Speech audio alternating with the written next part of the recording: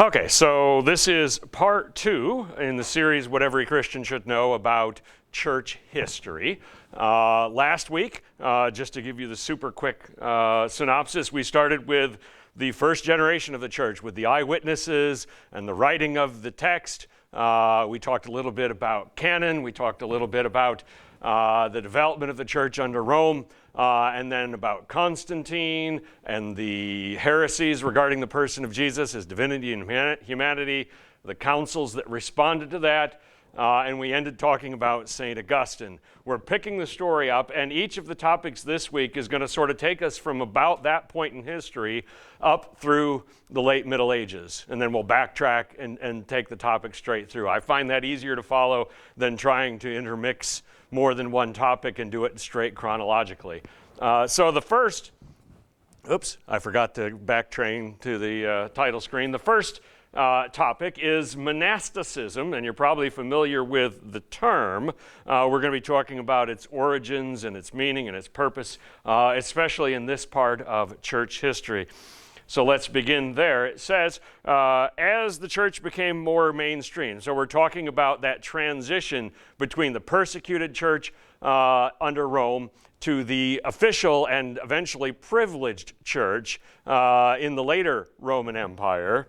So as it became more mainstream, especially after it became official in 380 under Emperor Theodosius with the Edict of Thessalonica. So after 380, this is the official religion of the empire. It has favored status. It naturally led to a countercultural movement of those seeking a radical alternative to ordinary society. So up until this point, up until these generations in church history, the church had been on the outside looking in. All right, being a Christian was countercultural. All of a sudden, being a Christian is privileged. That is a massive shift, right, in a whole number of topics. And one of the results of that is going to be this monastic movement that we're going to be talking about. And we find monasticism in other religions as well, similar impulses, but only on the margins. Hinduism, Islam, Taoism, it's always on the margins. It's not a mainstream thing. It's not a normal, a regular, a well-established thing, except in Buddhism. I don't know what the reason for that is. There's no theory as to why it would have taken hold in Christianity and Buddhism, because there's no real interaction between the two. No influence going back and forth. But in both of those, it is a central thing to understand when you're trying to understand that religion. Look at the quote from David McCullough. David McCullough is the guy that wrote that 1,000-page book that I held up last week. He said, all Christian monasticism is an implied criticism of the church's decision to become a large-scale and inclusive organization. The issue of whether the Church of Christ was an assembly of saints, handpicked by God for salvation, or a mixed assembly of saints and sinners. Remember, we talked about that last week with St. Augustine and the Donatists in North Africa, and how they were arguing about whether or not the church is supposed to be only for want of a better term, the elite, the people that got it all figured out. But as the church grows, as it becomes more established in the culture, as it becomes official, it starts to attract all sorts of people that are not necessarily as committed as they were in previous generations, which makes sense, right? In previous generations, you could lose an awful lot by being known to be a Christian. Now you can gain by being known to be a Christian. And so you're going to get some more people that are wandering in, as it were, and participating for different motives. And that is going to have a backlash. And so we have, not for the first time, this is an inescapable thing, tension between rigorous moral standards and zeal for numerous converts. In other words, we've got discipleship versus evangelism. Is this a place where we're focused on taking the people we have and raising their moral quality, or is it a place where we're trying to bring anybody and everybody in so that they can be saved, right? And we, as a church, even to this day, we do both of these things. We're trying to do both of these things. We want to do both of these things, but there is a bit of tension in that. If the rigorous moral standards of the purists are imposed, who's going to be left in the church? And that's, of course, is the question, right? If only the people that are obviously on the right path are allowed to be part of the visible church, we've suddenly got a lot smaller numbers. And if we don't do that, if everybody can come in, and even the casual person, the part-timer, whatever, we would, in our context, that would be the Christmas and Easter, right? Christmas Eve service and Easter Sunday service. If those folks are allowed to be a part of the church, where does that leave the people that are very serious about this? They feel like nobody else is taking it as seriously as I am. What am I supposed to do with that? Another thing that we see with monasticism, was a separate topic, is the influence of Manichaeism. And we mentioned Manichaeism last week when we were talking about St. Augustine. He was a Manichaeist. Here's you're going to find out what it was. Manichaeism is named after a man named Manes, who lived from 216 to 276 AD in Persia. And it is dualism. It is a dualistic universe with good and evil, eternal and always at war with each other. It is Gnostic, as much of that is, meaning that the idea that the flesh is evil and the spirit is good. And it has pagan elements. So it's Christianity mixed with paganism, mixed with dualism, and with some Persian stuff. It's quite the thing. And in this period of history, it spread widely, within the Roman Empire, and especially in Asia, where it survived until the 13th century. If you think about Central Asia, the route of the Silk Road that Marco Polo will one day take, in those areas, you could find Manichaeism as late as the 13th century. We've never heard about it because, of course, it died out and it never had a strong foothold in the West. One of the texts that is connected to this is a purported gospel called the Acts of Thomas.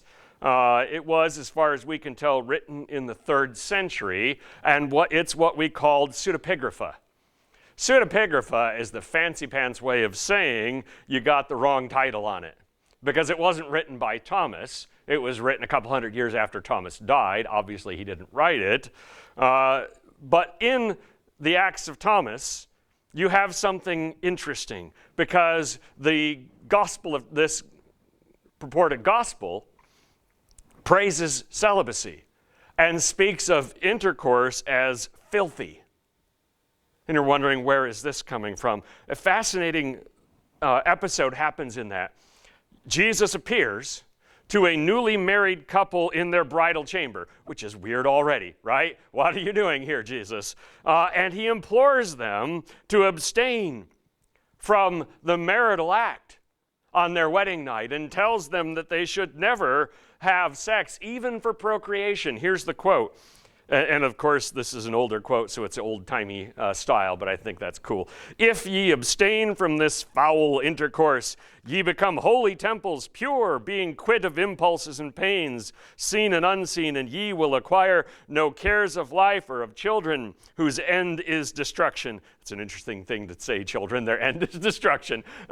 That's not woe is parenting. It means they're mortal. They will one day to die. In the Acts of Thomas, they listen to him, and they forsake this on their wedding night, and they enter what's called in that text true marriage. And here's the rest of the quote. "If ye be persuaded and keep your souls chaste before God, ye shall be therein groomsmen entering into that bride chamber which is full of immortality and light." Now, the fascinating thing, of course, is that this doesn't have a precedence in Christianity before it or in Judaism, and it's quite out there in that sense. In my mind, and because this is my mind, you can't help this, this reminds me of the speech that Yoda gives about Jedi not having attachment. Right? Why can't they have wives? Because they can't be attached to things, they can't fear losing things, and all of that. And of course, that didn't work out well with Anakin. The interesting thing, of course, is St. Augustine used to be a Manichaeist, and you can see threads of that thought, I believe, in his attitude towards intimacy, in his embrace of celibacy for himself and his praise of it. So we've got that going. Something that will be woven into this story are the hermits and the ascetics. This is a short period of church history where the hermits and the ascetics are well known and popular, which will be folded into the monastic movement as we move on. Hermits are people living the monastic life individually. It was popular during Christianity's time as a persecuted minority, which makes a little bit of sense. You're not going to have monastic communities living together because they're going to get busted. But an individual can go out in the desert, in the woods, on an island, and live this way, and it's a much safer way to be.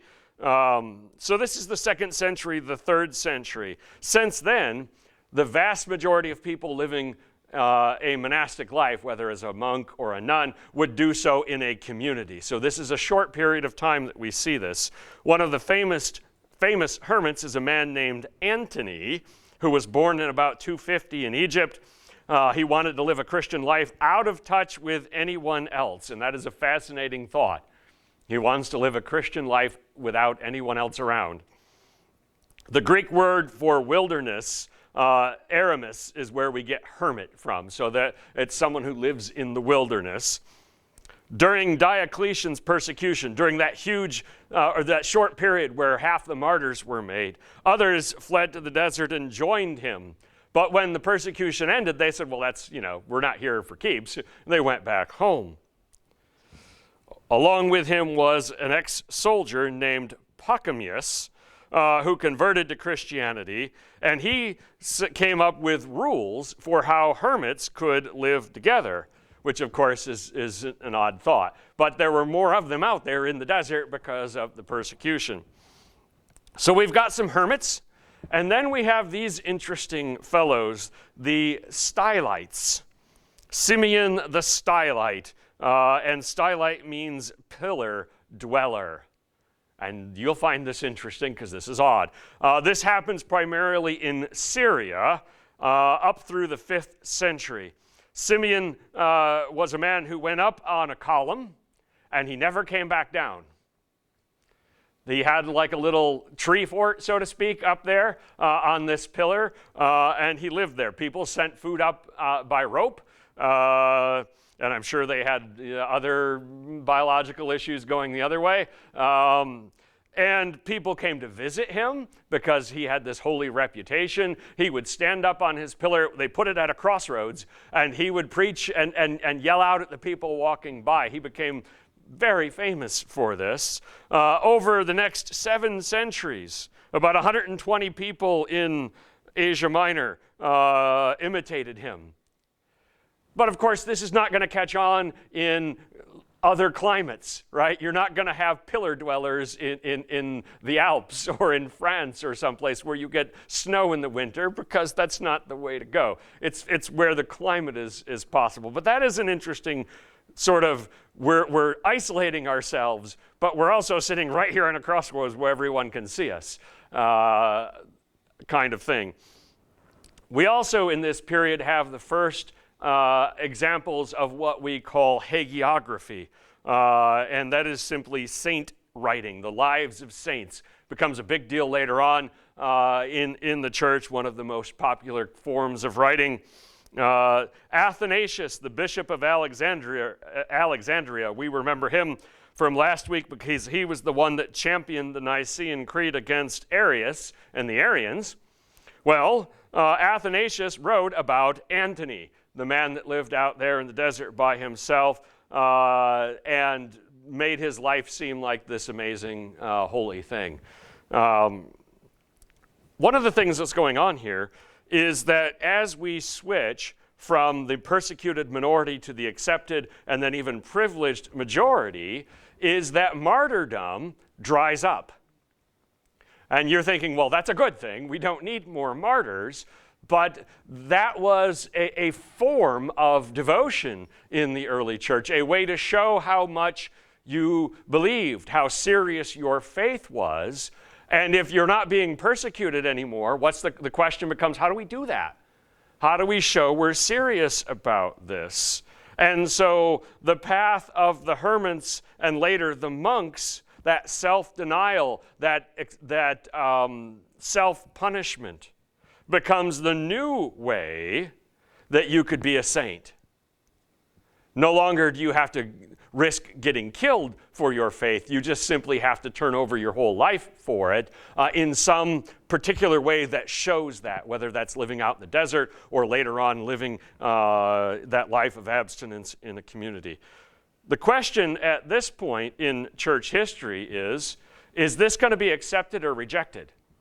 Because this has elements that are foreign to much of the rest of Christian theology, and it's an open question whether or not this is going to be an accepted idea. On one level, Christianity confirms the positive value of human flesh. Very simply, Jesus Christ came in the flesh, right? A very important piece of theology for John, in the Gospel of John in particular. And Judaism before it is actually actively hostile to celibacy. You don't see any evidence in the Old Testament. You don't see it in the writings of the rabbis commenting on the Old Testament. Nobody's talking about celibacy, right? What is the Jewish credo about this topic? It goes all the way back to Genesis. Be fruitful and multiply. Right? This whole concept is completely foreign. The idea that you wouldn't want to have that whole bunch of kids, right? And of course, you see throughout the Old Testament all of these woe-filled people who can't have kids, right? Hannah with Samuel, Sarah before Isaac, Elizabeth before John. Right? It's a theme of God giving them children. And so it's a very foreign concept when you come to Christianity. So let's keep that in mind. And as we continue, we'll see how this moves forward. The next person of note is Basil the Great. It's always cool when they call you the Great for whatever reason. He was born in 330. And here is his quote: "The solitary life has one aim, the service of the needs of the individual.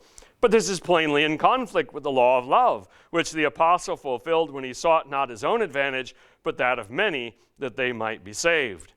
So Basil says, whatever else it is, this hermit thing's not going to work. How can you fulfill the law of love when you're living by yourself? How can you serve others in Christian discipleship? How can you be a servant by yourself? You can only be doing this for yourself. And of course, I would agree, he has an important point to be made there. Rather than put an end to this self-denial movement, this is going to be drawing people towards living in monastic communities, where of course they can serve each other and serve the larger community from that form of isolation. The next person of note in this movement is Jerome. We know Jerome primarily because of his translation of the Greek text into Latin. We call it the Latin Vulgate. Very influential and famous translation. And one of the other things he did was denounce a man named Helvidius for contending that Mary had other children. This is of course, to this day, a point of contention between Catholics and Protestants. In other words, Helvidius was saying she was not perpetually a virgin. He also went after a monk named Jovinian, who insisted that any Christian, any baptized faithful Christian, whether they were married or celibate or single, had an equal chance in heaven. In other words, Jovinian said, your marital status has nothing to do with it. And Jerome went after both of these guys. He was, of course, very influential. So he's pushing the needle. He's pushing the debate and the conversation in the direction of elevating abstinence. Not abstinence, celibacy, the right term for that. This is also a form of what we call, and this is a fun one to say, Messalianism, too many vowels, which is enthusiasm for emphasizing your own experience rather than the work of the sacraments or the church or the blessings of communal life. There was a group called the Euchites, E-U-C-H-I-T-E-S, who followed that line of thinking, and they were declared heretical by a synod in 383. So we've got this push and this pull between solitary life and community, between ascetic self-denial and everything else. All right. The establishment, then, of monastic communities is what happens next. This is our last slide on monasticism. 361, the first known monastic community is founded in the West by a man named Martin. You'll know that name because Martin Luther was named after this particular Martin. He was an ex-soldier, and in 372 he was chosen as the Bishop of Tours, and of course had one of these hagiographies written about his life. So he establishes a monastic community in Tours in the West. We'll look at the map on the next screen. But the real person who sets this in motion and cements it as a feature of Christianity up through the Middle Ages is Benedict. He was born in 480, so a little bit later. And he is the originator of the ideas that will later be codified as the rule of Saint Benedict. He did not think it proper if monks lived together without a set group of rules. And he also believed that if you were a wandering monk, if you didn't live in a particular community and attach yourself to that, that you were not doing it the right way. So he's trying to get things done the right way in his mind for monastic communities. So he describes how you construct a community, how you owe obedience to your abbot, and how communities around you could be independent but follow the same rule. All right? It was a short thing that he wrote. It was simple. It was adaptable. It was about having a little bit of order, making sure there wasn't chaos in any of this. Obedience and discipline were the two primary things he was talking about. But remember, we've got a group of people who want to go further, who want to be more devoted, who want to show how much their faith means to them. And if you tell them we've got a place where your obedience and your devotion will be valued, where they will be held up as ideals, that's got appeal, right? Think of it this way. This is the same line of recruitment that the Marines use, right? The few, the proud, the Marines, right? We're exclusive, or the Green Berets, or the Navy SEALs, right? It's that kind of thing. That not everybody can do this. This is hard. This is serious. And that's always going to have an appeal to some people. Other people will be terrified of that and want nothing to do with it. But some people, in a large enough group of Christians, they're going to be people that want that. And remember, of course, that after Rome falls, society is chaotic. All right? So you've got chaos in the world.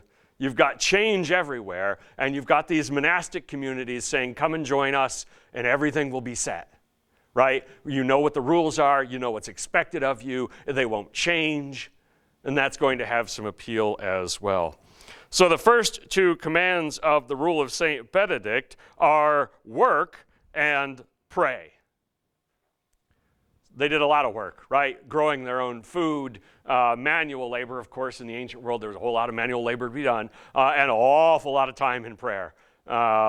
Later on, this movement will include, thankfully for the rest of us, scholarship, which is a Roman aristocratic ideal. I say thankfully because many of the manuscripts of the Bible and other ancient texts that we have today were copied during this early Middle Ages and into the Middle Ages by monks. because, of course, they've got more time since they're fully devoted to this. They don't have families, et cetera, and they have the education from living in that community. They will eventually also, monasteries, be involved in founding a number of schools that will have influence in the West as well. One last thought before we look at the map, because this one will come in later on when we talk about the Reformation next week. Something that started happening in Irish monasteries and nunneries in the 7th century. They sent out missionaries. They had this period of missionary zeal. They sent people all over Northern and Central Europe from these Irish monastic communities, and they brought something with them that had an impact. They were called tariff books. And you might be wondering what on earth a tariff book is, because when we think of tariffs, we think of import and export taxes, right? That has nothing to do with that. A tariff book listed what your penance should be for specific sins. If you say this, if you do that, if you break this commandment, this is what you need to do as a penance. People liked it because it gave them some certainty as to what, if you do the crime, you do the time, right? You could know what the punishment would be for certain things. It became very popular with parish priests because it gave them something to go on. They could say, well, hey, the book says this is what it is. They don't have to put their, deal with the controversy of being too light or too heavy with what they recommend. Of course, this is not at all in keeping with what St. Augustine had in mind about grace, but it does flow with the development of other ideas we'll be talking about when we get to the Reformation about penance and purgatory. It is also the unintended consequence of Augustine's emphasis on original sin, right? His emphasis on how woeful and lost and unable to please God humanity is really had a dispiriting effect on generations after and their ability to think that their faith would be sufficient for God. All right, so that is monasticism, these communities of people living together because they want to do more, they want to be more, and one of their things is celibacy, and of course the work, the prayer, the scholarship, and all of that. Let's take a look at the map. Because maps are helpful. This gives you some of the primary monastic communities. You see that we've got a significant number of them in the east, sort of on a north-south axis, and then here in the west between Great Britain and Ireland, and then in modern-day France and North Africa. Why those places? Why not Spain? Why not the Balkans? Who knows? Bunch of different factors, of course, but these are where, getting one of these notices, go away off my screen there. The development of the monastic communities, you see, of course, the spread of Christianity as well. This is the 4th through the 6th century. That's an awful lot of monastic communities by the 6th century. And they will stay as a significant part of the story of church history for almost another 1,000 years. Okay, that's a long period of time, right? The church is a little over 2,000 years old, give or take, depending on where you place the founding of such things, since the Advent anyway. And for nearly half of that time, monasticism was an important part of the story. Once we get done talking about the Reformation, you'll understand where it went. I said that was the last one about monasticism, but I lied. There's one more segment, and that is about one particular monastic community. It's called Cluny, C-L-U-N-Y. It's in France, in the French provincial town of Cluny, in 909, so fairly late in the story. A duke named Guillaume of Aquitaine endowed this monastery. And this is something that started to happen. Noble people with money who had a lot of sin on their conscience some of them, of course, the violence of their profession, and who knows what else, would leave, when they died, in their will, a significant amount of money to a monastery or a nunnery. When they did so, masses would be said in their name for, for whatever number of years. They thought that would be a big help for them. So he establishes this one, and it has an interesting caveat. The charter for this monastery puts it under the protection of the Pope in Rome as the ultimate authority over it. Its most famous abbot, and the abbot is just the guy the head monk, his name was Odilo. He lived from 994 to 1049 and was able to gain privileges from the papacy for this monastery. They started a massive building program. The sketch at the top is a reconstruction of what we think it looked like. The bottom left is the surviving building in modernity. Between the 11th and the 16th century, their church in this monastery was the largest church in the world. Square footage, right? However, it was sacked and destroyed in 1790 by a mob during the French Revolution. The mob didn't really care who these people were, what was going on there. They had a whole lot of anger, and the place got mostly ruined. Cluny was known for the solemnity and the splendor of its Mass, called a high Mass. A whole lot of ceremony, a whole lot of what we would think of as the bells and the whistles.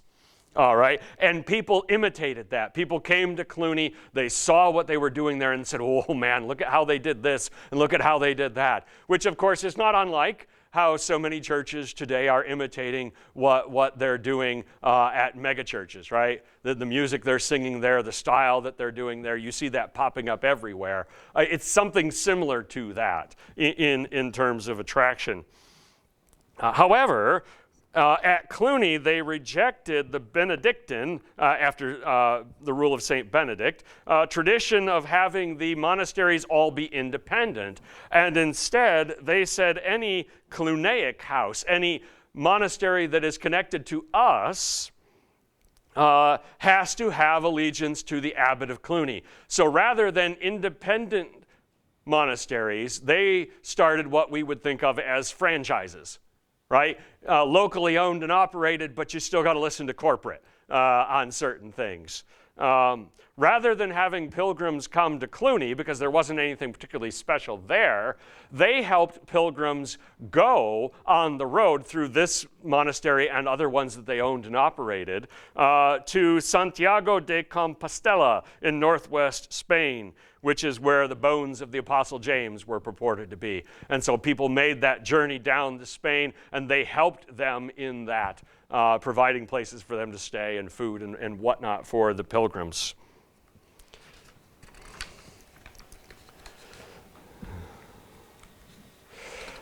This is actually the last one for monasticism.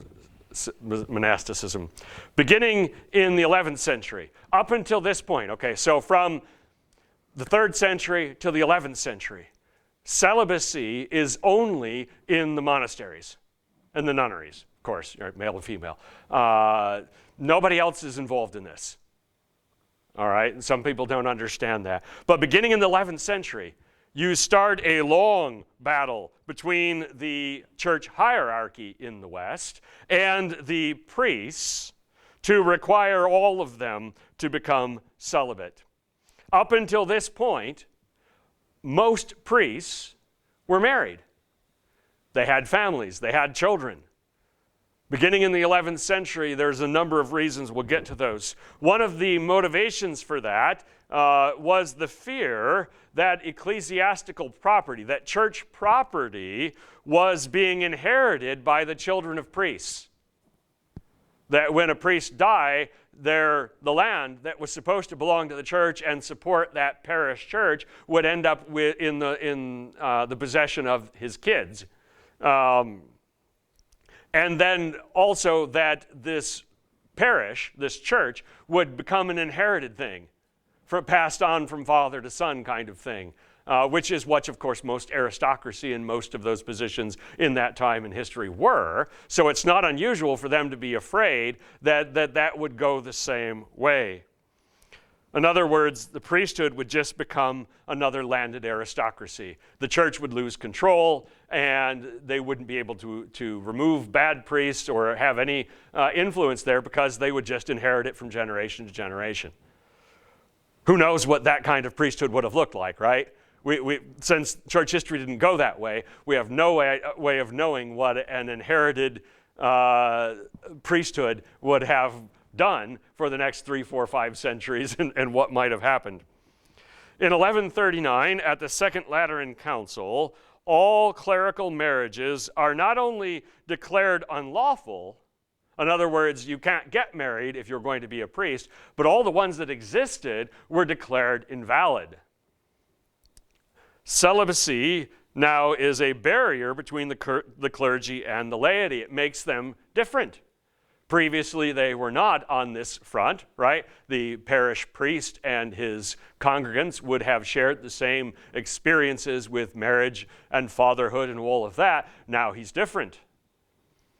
Also, however, monks and nuns are no longer so unique.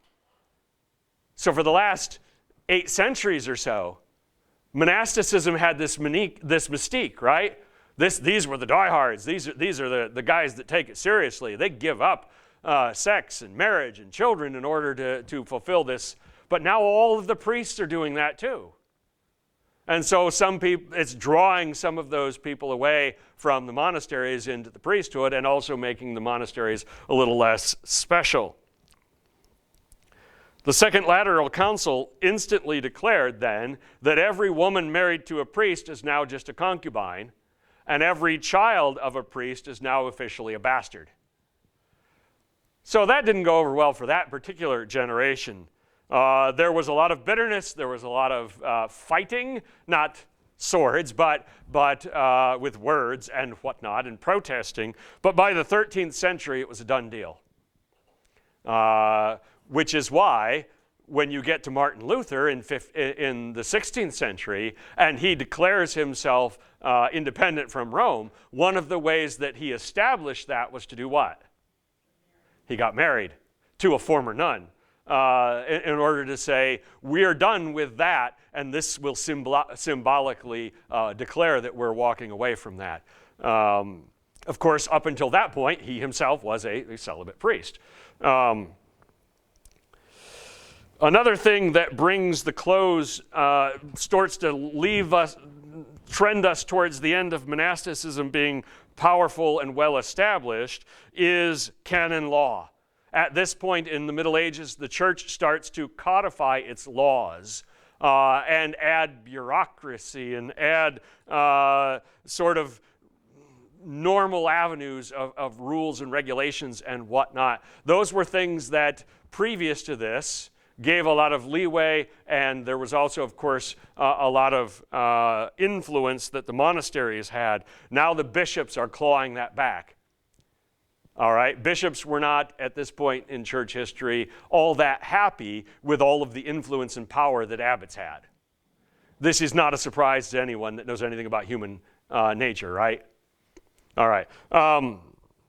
After the Reformation, just to put a bow on this section, all the monasteries, all the nunneries, all the friaries will disappear, right? In all of the lands that become ruled by Protestant monarchs, Protestant governments, they'll close them all.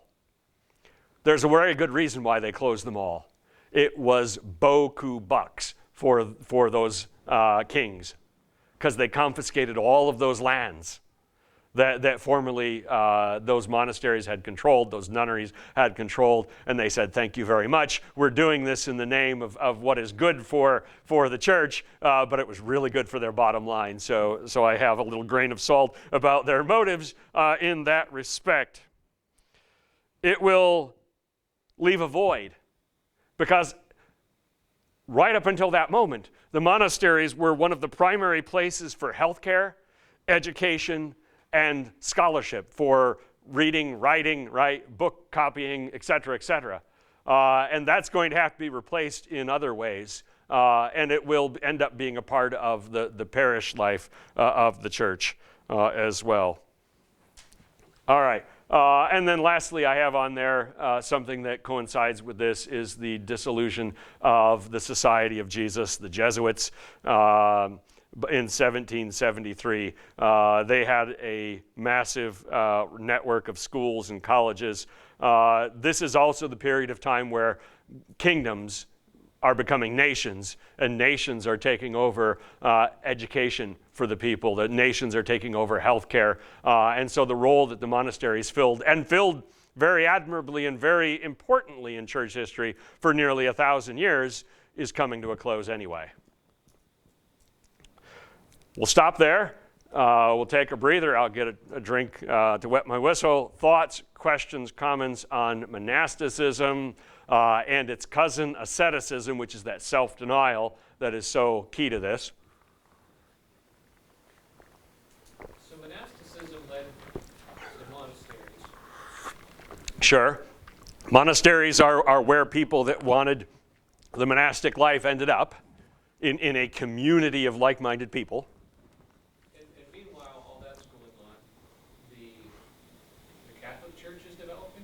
Well, so in the East, you've got the Orthodox Church. In the West, you've got the Catholic Church. But until, and we're going to be talking about the Great Schism, the break between the two next.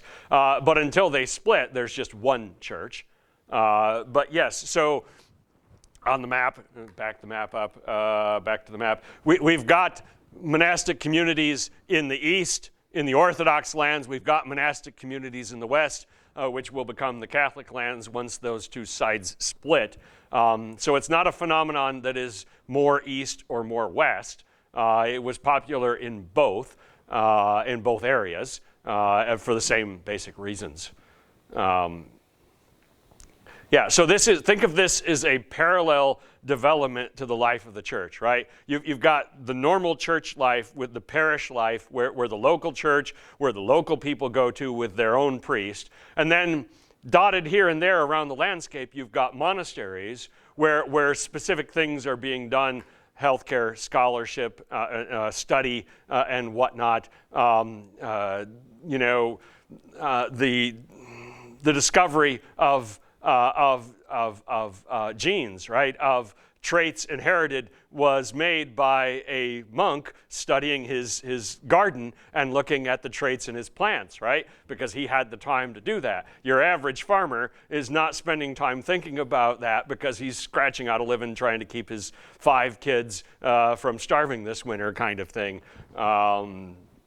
But yes, this is a development along for about 1,000 years of church history. It grows and grows and grows, and then it kind of wanes and is sort of on the downward slope when the Reformation comes. They still exist. There are still monasteries and nunneries in the world, but they are a tiny vestige of what they once were. There are some here in America, but many of them have very, very few people in them. Other thoughts? Yes?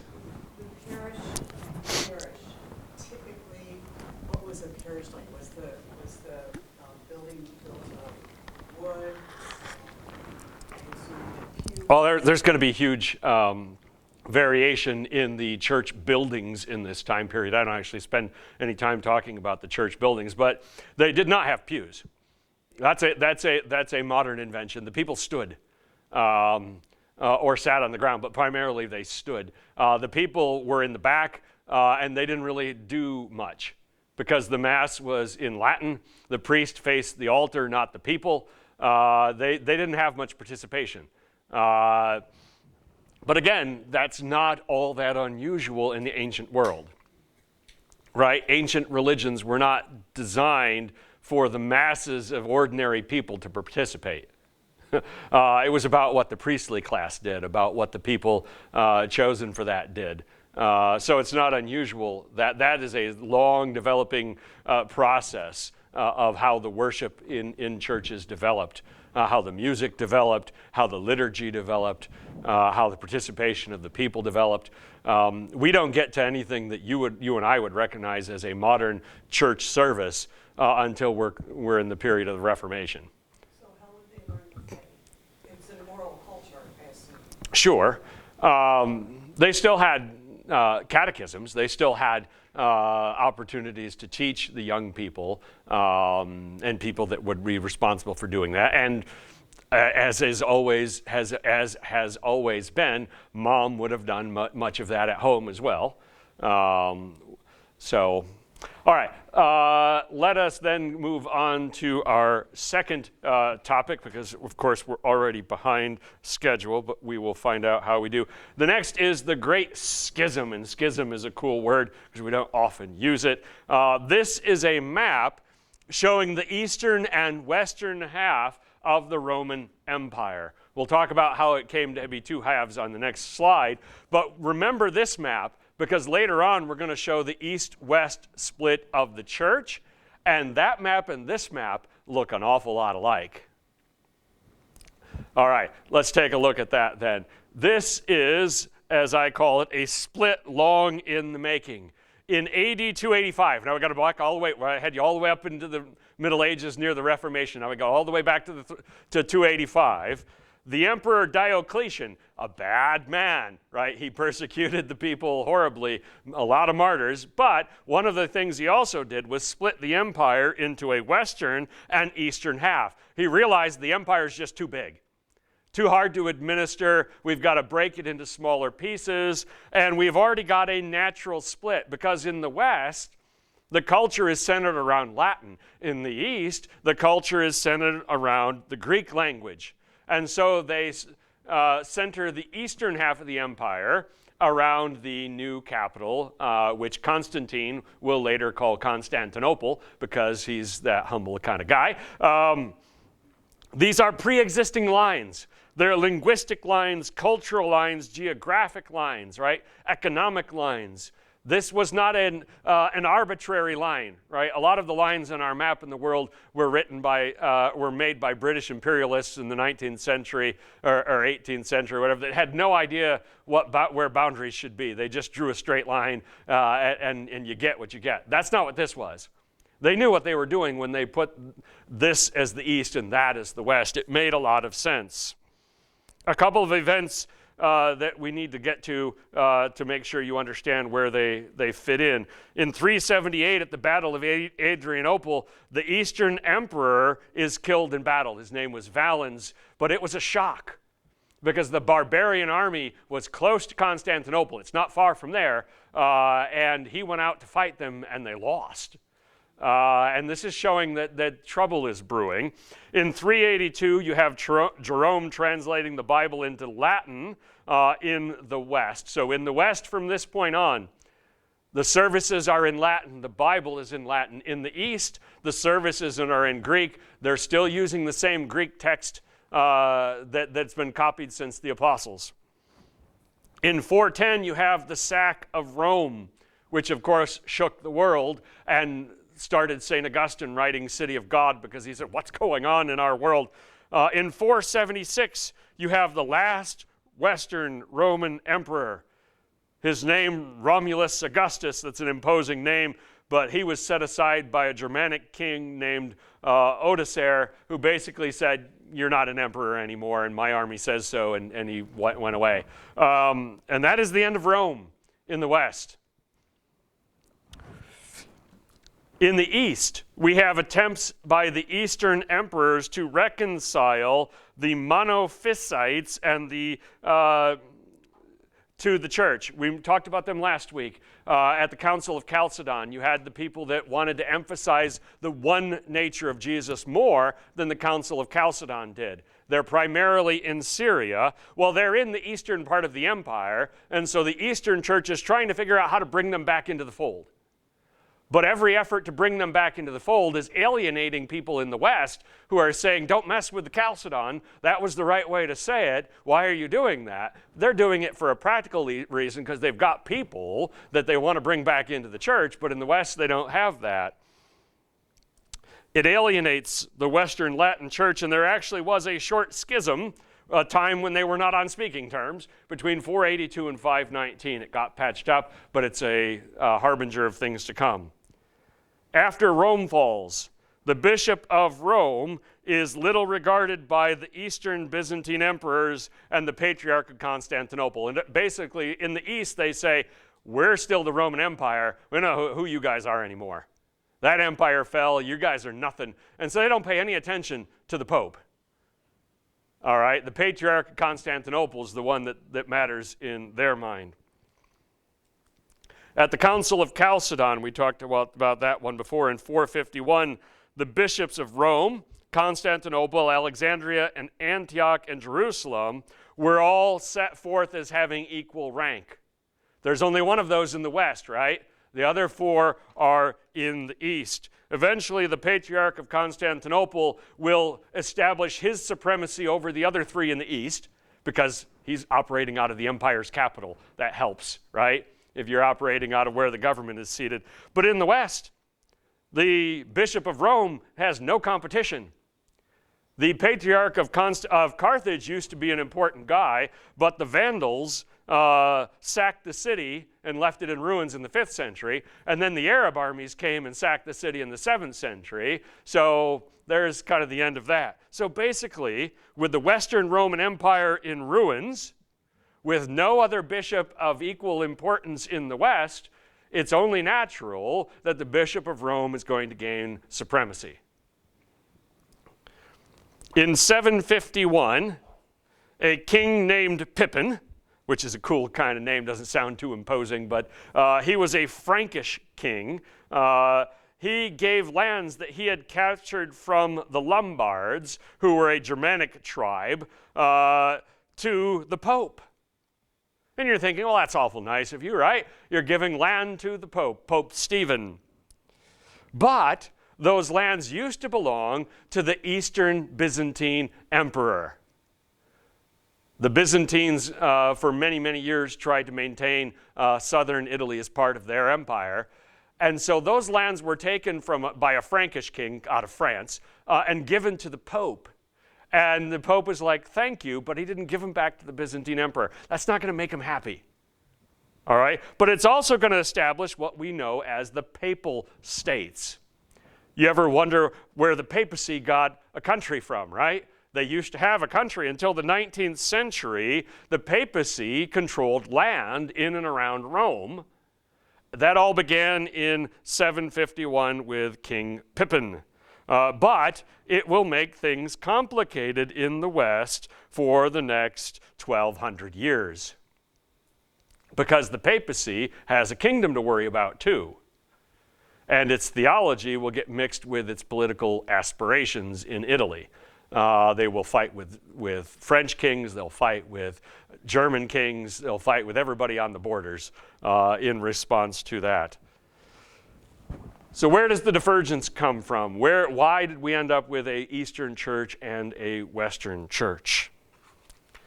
Charlemagne, you've heard of him, reigned 768 to 814. We've had centuries of chaos and uncertainty in the West, right? From the fall of Rome in the 400s all the way to the late 700s. That's an awful lot of dark times, right?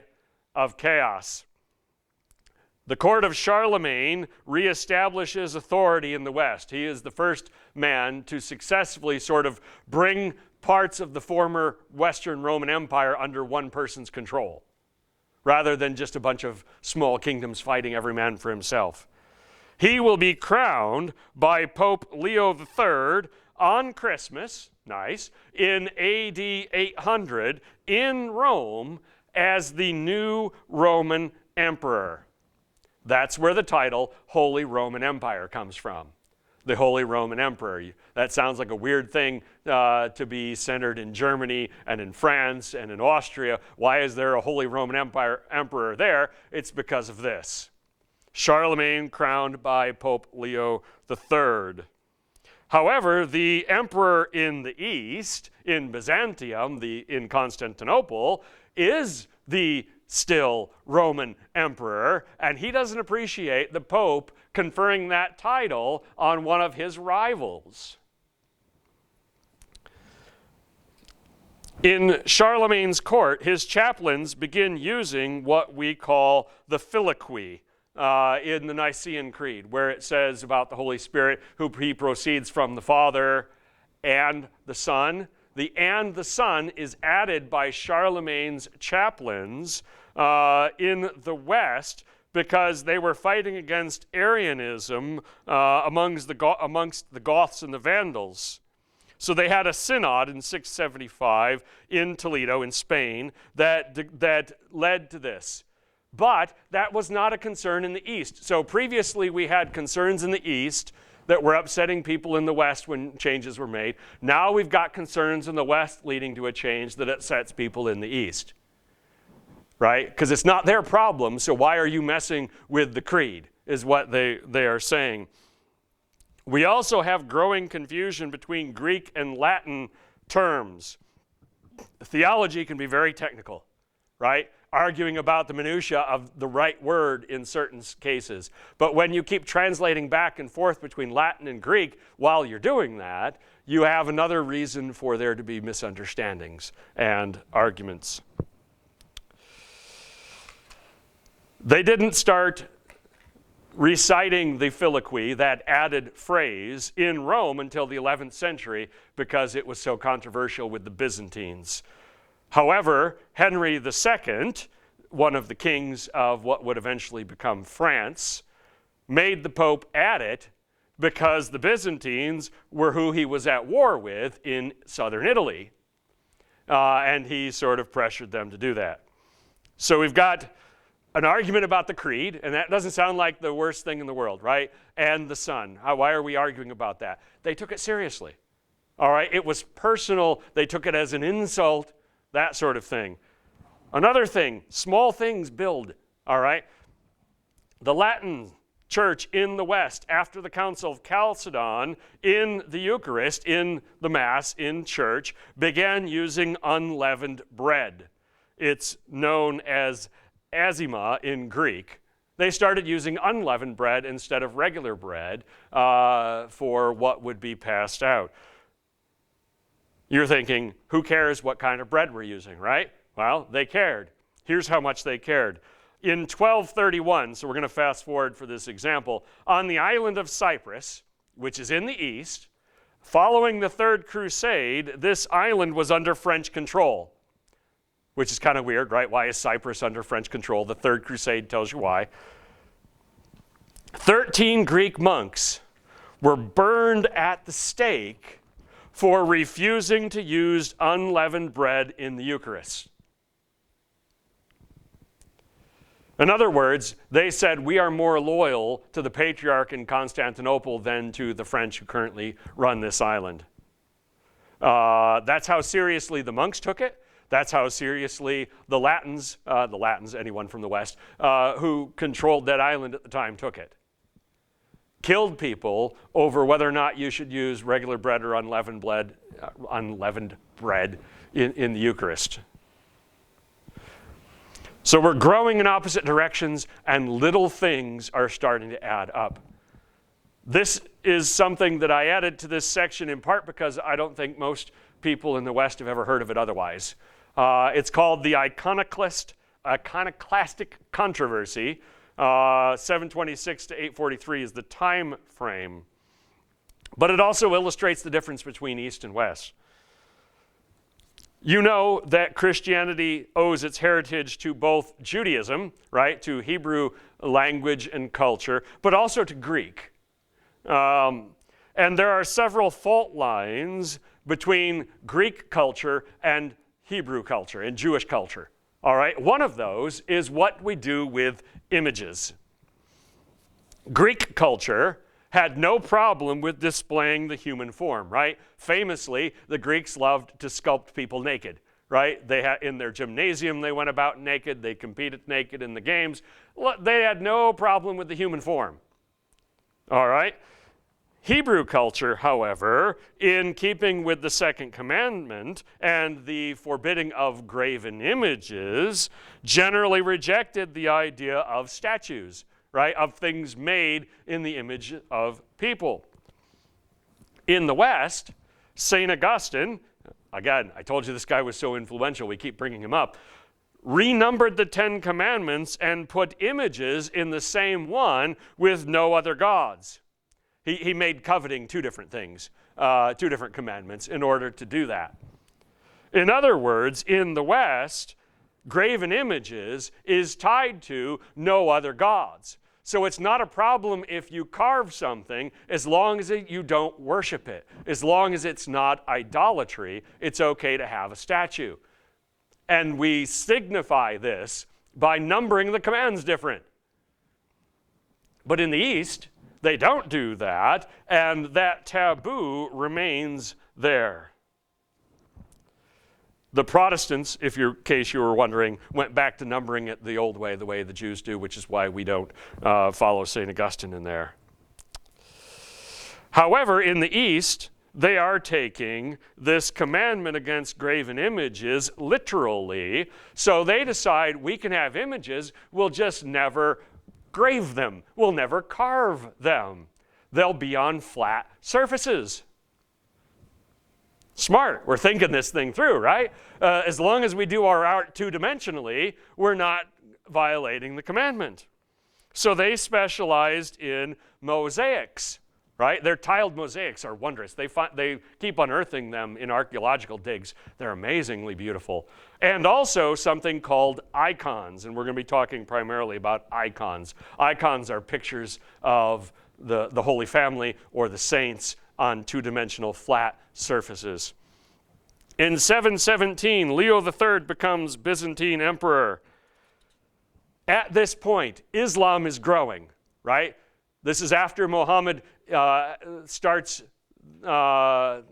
Islam, and it is growing. Famously, the Muslims are iconophobic, right? They do not like images. You knew this, right? Never ever draw a picture of Muhammad and publish it because somebody might send a bomb to your house. They take that very seriously. They always have. They're fighting the Byzantines in battle. The Byzantines are taking with them into battle icons, pictures of particular saints that they thought would help them win the battle, but they're losing. And so they start to think, wait a minute, the Muslims hate images, we love images, we're losing in battle, maybe God is upset with us for having images.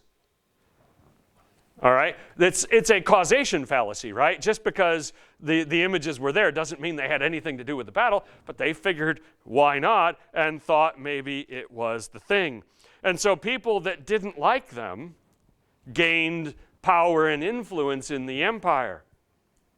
So we have a series of iconophobic emperors. Emperors in the 8th century who did not like these. They started to win battles against Muslim armies. And they're saying, see, our policy was right, we're winning. All right? And so there are very few icons that exist prior to the 8th century. They were all destroyed during this time period, basically. You know, a huge loss to art history, of course. However, the controversy severely weakens the empire when it's fighting for its life against Islam. That whole house divided against itself, quote, right? On the one side, you have the monks and the common people who love these things, who treasure these images. And on the other side, you have the emperor and the bishops and patriarchs who, at this point in history, were iconoclastic. They didn't like them. Rome becomes alienated in this controversy because of a mistranslation. They got a translation of a letter written by the Bishop of Cyprus saying that he venerates images the same as the Trinity. He actually said the opposite. He said, we do not treat these images like we do God. God we venerate, these we do. And he was trying to make that point that it's not the same thing. The translation said they are the same thing, which of course, bad translator, you didn't do your job. And so in the West, they've got this antagonism. Of course, in the West, we've got all these statues everywhere, but we're starting to think badly about the people in the East having icons. John of Damascus was a poet and theologian. He will be an influence on Thomas Aquinas. He says this: because God is unknowable, we can only know him through his activities and his creation. He defends verbal and visual imagery as the only way we can illuminate our vision of God. In other words, if we're going to talk about God, the only way we can do it are in terms of things which he has made. Because God is invisible, right? What can we do if not talk about what and use what he has made? And he made a distinction between worship, which is only for God, using the Greek word latreia, and proskynesis, which is veneration for his creation, when you appreciate the beauty of the earth. And proskynesis is the word when you bow before the emperor to give him his homage, and the same word they used for what they did with icons. So in other words, John of Damascus says that the honors and the prayers that you say when you're facing the image of the saint go through there to God. Because God is the creator of all. He's the one that made that saint. And so you're using that as a way to focus your prayers. That was John's thesis, John's statement. In 843, we have what is known, and I was supposed to flip that, my apologies. That's the part we were just talking about, as the triumph of orthodoxy. Orthodoxy, of course, this is the Orthodox Church in the East. In 780, Irene becomes the regent for her child, Constantine VI. This was a great mother. When her son started to say, hey, I'm 26-year-old, shouldn't I be emperor now? She had him blinded. Because in the East, you can't be an emperor if you're blind. It's just one of those things. It means you're not fit to rule. So she was like, no, I'm good. She goes hardcore in the direction of iconophile, of loving these icons again. She calls another council at Nicaea and says this distinction that John of Damascus made between worship of God and proskynesis, veneration of his creation, including images, is officially the belief of the Orthodox Church. And it's now a feast day in the East. Every year, there is a feast day, the triumph of orthodoxy, where churches will parade their icons around the church. And they will read that proclamation from Irene and her court saying that this is the official stand of the church. Veneration of icons is essential to understanding Orthodox faith. If you want to know what it's like to be an Orthodox Christian, you have to understand how much these icons mean to them. You just do. Otherwise, you're missing it. In the West, of course, it's all about statues.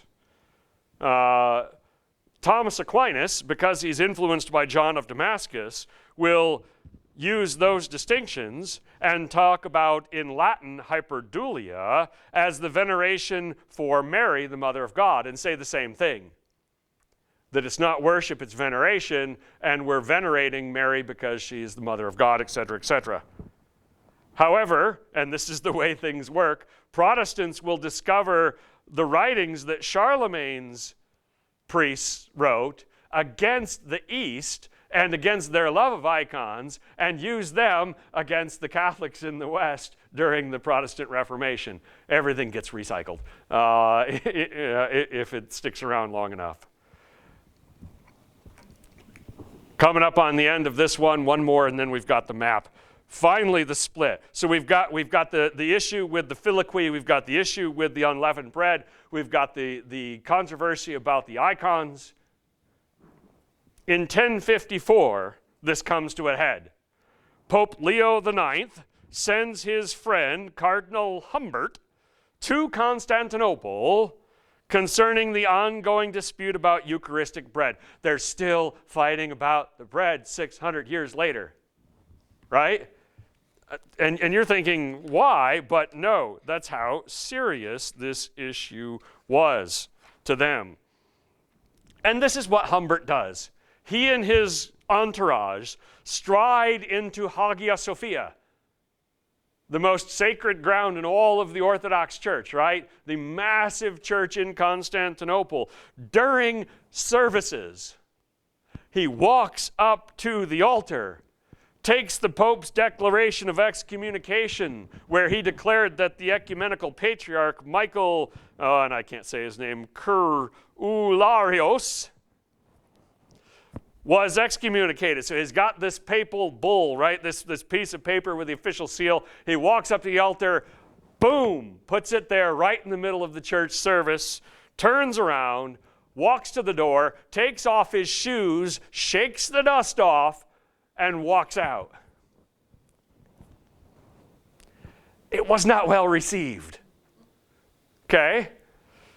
Whatever he was sent to do, and there's some dispute about that, Cardinal Humbert decided that it was his job to make sure that they knew to be mad. And of course, the ecumenical patriarch in Constantinople said, if you can excommunicate me, I can excommunicate you right back. And so he signed the paper saying the Pope is excommunicated. Said, ha, right back at you. These will not be officially rescinded until 1965.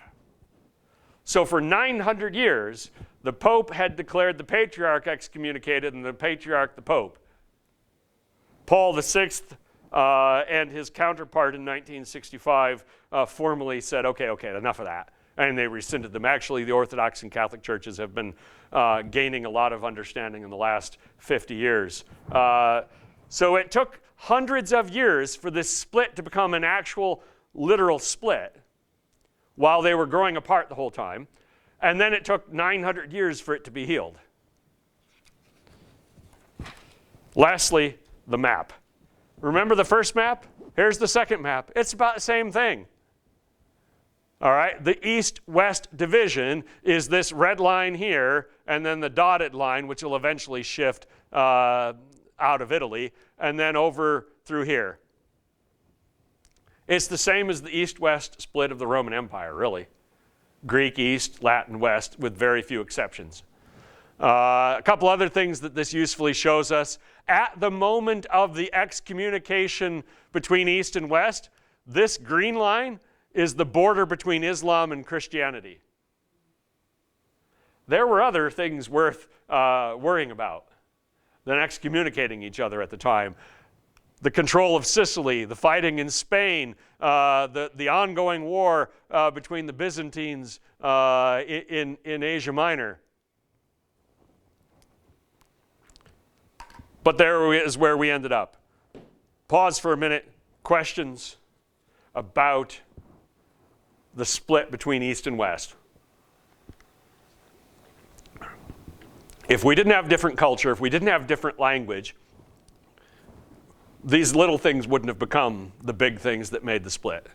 I mean, that seems obvious. But we did, so they did. All right. Next section then. I won't say that I'm behind, but I'm behind. In the West, the question is, who's the boss? And Tony Danza is not the answer. I saw you thinking that. This is not an issue in the East because the Byzantine emperors have always been firmly in control of the church. The patriarch in the East answers to the emperor. That's not been a question. And the empire in the East won't fall until 1453. So he's got a good 1,000 years to get that established. But of course, Rome falls in 476. So in the West, it's an open question from almost the beginning. There's a power vacuum. These barbarian kingdoms that took over parts of the western part of Rome needed help. They were largely uneducated in the classical sense. They couldn't administer a kingdom, so who did they turn to? They turned to the bishops. Because the bishops are educated. They know how to run things. They know how to get things done. And so they're indispensable parts of the new kingdoms that get established in the wake of the fall of Rome.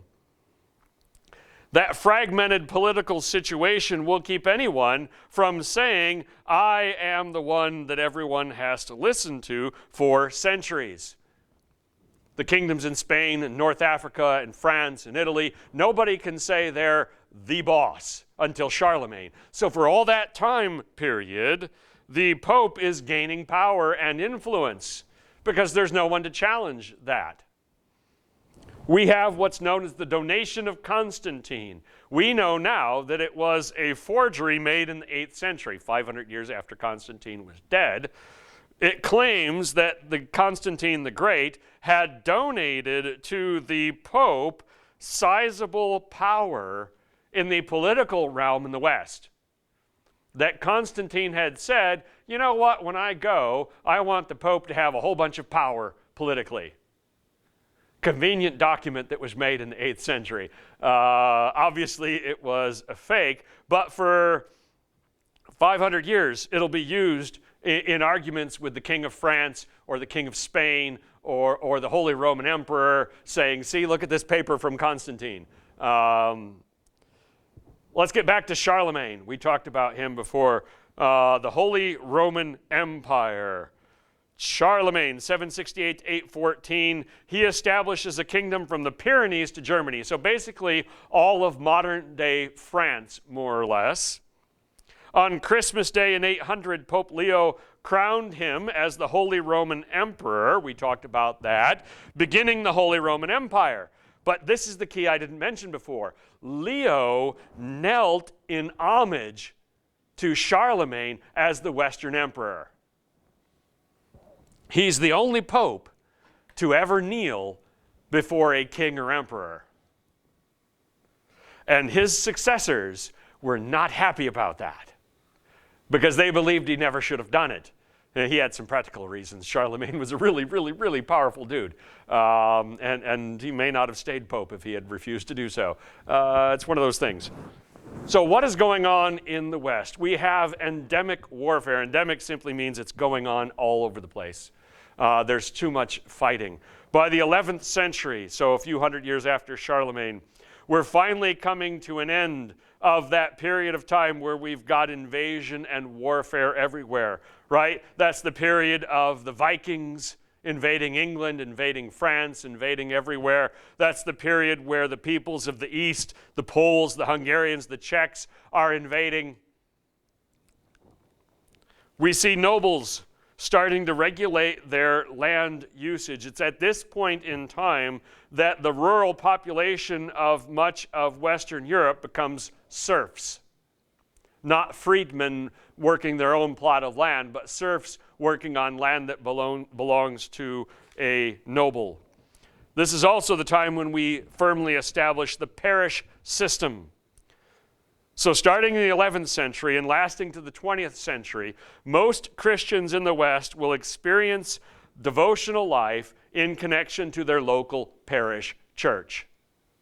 A system where we establish churches at regular distances so that every community, every village has one, or as many as they need, right, depending on how big it is. The church starts to collect a tithe on agricultural products at the parish level. So the local church is now getting revenue from local farmers. Previously, local churches were highly dependent upon their income from the rich folk who were able to give them money in order to say prayers in their name when they're dead and offer masses when they're dead. This will change the balance of power in that respect because, of course, the ideas of penances and indulgences and purgatory and the like are all connected to that, right? Nobles saying, well, you know, I slept with my brother's wife and then I murdered him. I got a lot on my shoulders. What's my penance for that? How much money do I need to leave the monastery for that? That kind of thing. We're moving away from that because the church has got a new source of income. In that line, I put this little bit in here because I just think it's fascinating. It's called the Peace of God movement. Local people were getting fed up with nobles fighting all the time over their inheritances, right? All of this warfare, because nobles are riding around on their armored horse in their suit of armor. They're not the one getting killed. It's the local peasants that they call out to fight with them that get slaughtered. They are getting sick of that. And they ask the church to intervene. They say, you got to help us here. These nobles are ruining everything. They start processing, having basically parades with their relics. Relics, of course, being items that supposedly have the bone of a saint in them or something like that. And they shame nobles into signing peace agreements. This is fascinating to me because they used peaceful protest and the power of moral authority to force nobles to behave themselves. Think of them as the precursor to the nonviolent resistance movement of the civil rights and whatnot. All right, it was fascinating to me to read about this and learn about this. They outmaneuvered these aristocrats with sheer force of shame, right? You don't want to be on the wrong side of this. But it gives more influence to the church. And we've got this fight between the nobles and the church over who's going to be in charge. Here's where it comes to head. Gregory II and Henry IV. What's known as the investiture controversy. Investiture just simply means the right, who has the right to name the next bishop when one dies. Henry and the Pope are fighting about who can name the bishops in the Holy Roman Emperor's territory. Henry is the Holy Roman Emperor. Gregory is the bishop, and they are arguing about that. They're not the only ones arguing about that. Every king, every emperor does not want the Pope to name the next bishop in his land. He wants to do it himself. All right? Henry's nobles used the excommunication that came because of this, because Gregory excommunicated him, as the pretext to rebel against him. He was the Holy Roman Emperor, but that's a confederation, not a kingdom.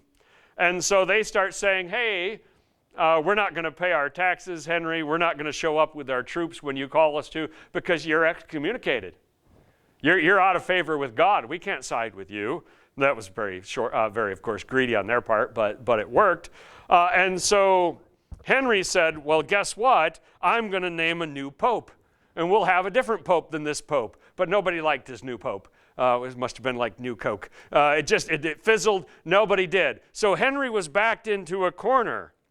He went to the Pope and sat on his knees in the snow, barefoot, for 3 days outside of the door until the Pope let him in. That was 3 days of him saying, are we sure who's in charge? After this, Gregory's successors started calling themselves the Vicar of Christ, the representative of Christ on earth. They were starting to think we've got this, we're gaining the upper hand here. However, later on, Henry came back after he was publicly humiliated at the head of an army and destroyed the papal states' armies in battle. And the Pope was like, maybe my power's not quite what I thought it was. So you got one guy with an army and one guy with the ability to write down on a piece of paper, you're excommunicated. Which one's going to win, right? Famously, a dictator later will be said that the Pope doesn't think that's moral, and he will respond, how many divisions does he control? How big is his army? In other words, who cares? But at this moment in history, people cared, right? So the Pope could push around an emperor or a king by threatening to excommunicate him and doing other similar things, but they could never control them. And these emperors could show up with their army around Rome and throw their weight around, but they could never gain the upper hand. It went back and forth between these two. So in the West, we never have what they had in the East. One emperor that controls all of the territory, or one religious authority that is unquestioned. it's always fragmented to some extent. Another famous episode, Thomas Becket and Henry II. Thomas Becket was Archbishop of Canterbury in England, and he said no thanks to Henry II when Henry II said, I'm actually in charge of the church in England. And Thomas Becket said, no, I'm the Archbishop, I'm in charge. And they had a disagreement about that. It was more complicated than that, but that's long story short. Henry famously said, who will rid me of this turbulent priest? Henry's knights said, ooh, I think he was talking about us. And they go in 1170 to the cathedral while Thomas Becket is serving Mass. He's got his robes on, he's standing before the altar, he's doing his job as a priest. They walk up, draw their swords, and run him through and kill him right in the middle of his church. Which kind of was one answer to the question of who's in charge, right? Thomas was canonized by the Pope 2 years later to say, we've just made him a saint. Ha! However, the knights that murdered Thomas Becket got off the hook. All they had to do was go on crusade to the Holy Land and they were forgiven. That's not that big a punishment for murdering the Archbishop in the middle of his church. And Henry II was never punished. He was the King of England, and the Pope couldn't do anything about it. So in the end, it is a question of universal authority, and nobody can quite have it. But we are going in that direction because of centralized bureaucracy. In the 1070s, the Catholic Church rediscovered the Roman law. Fascinatingly, it was lost for centuries. In the ruin and the rubble of the fall of Rome, nobody had a copy of what the Roman legal system looked like on a day-to-day basis, how it operated, all of its minutiae of law, right? They found copies, and they said, you know what, we can use this. This will inspire us to come up with canon law and come up with the rules for how things should be run. And in the 1090s, Pope Urban II decides to create a bureaucratic structure at the papacy, at the Vatican, known as his Curia. And so the church is centralizing its authority, it's gaining a bureaucracy, it's streamlining its laws and regulations. We are heading in the direction next week where a very well-organized, very centrally controlled church will be at odds with a German monk in 1517. So we're heading in that direction. But keep in mind that this fight for control in the West between political leaders, right, kings, emperors, and the papacy has been going on for centuries. So when we pick it up next week in 1517, you'll understand why Luther had people on his side. Because it's the same argument they've been having for centuries about who's in control. Stop there. We've got one more topic, and that is a familiar one, the Crusades. So we should be on more firm ground there. Questions about this?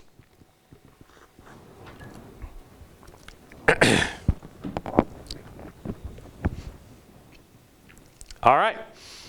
The first topic had lots of questions. The second and the third had none. We'll see if the fourth one does. And that is the Crusades. I love the maps. The maps help us. These are the routes of the various Crusades, first, second, third, and fourth. And so you can see where they're progressing from northwest to southeast, sometimes over land, sometimes by sea, right? You see the kingdoms that they conquered in this whole time period. This is the largest extent of it. The purple are the lands controlled by Christian monarchs at this point. The yellow are the lands controlled by various Muslim monarchs at this point. So you see the battle lines, you see the direction they're going. Let's talk about the Crusades themselves. And we need to talk about the question of whether or not the church is supposed to be militant. We've actually been talking about that, right, with the Papal States and the battles between Henry and the armies of the Papal States. Well, let's back that train up and ask about that. This is an open question because Constantine said he was told by God, conquer by this sign, right, the sign of the cross. And since that time, there has been an open question of whether or not conversion is supposed to be done by persuasion or by threat.